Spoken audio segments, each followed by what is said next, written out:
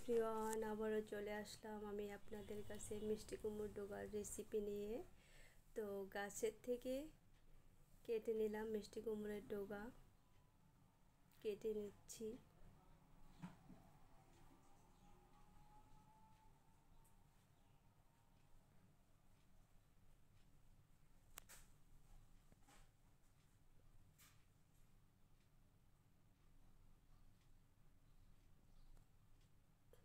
তারপর ধুয়ে নিচ্ছি ভালো করে, কারণ বালু থাকে।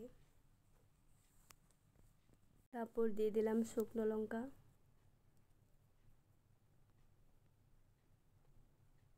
পেঁয়াজ, কালো জিরা,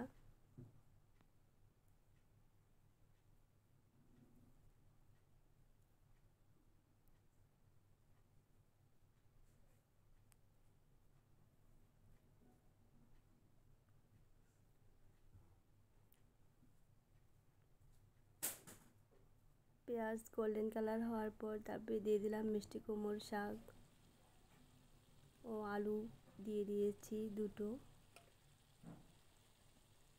নুন হলুদ দিয়ে দিলাম।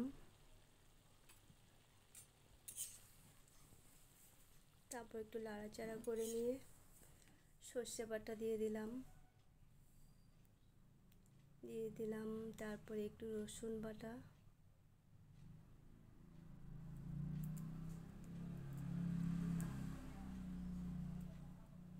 মশলা খুব কম কমে হয়ে গেছে আমার মিষ্টি কুমড়োর ডোগা রেসিপি।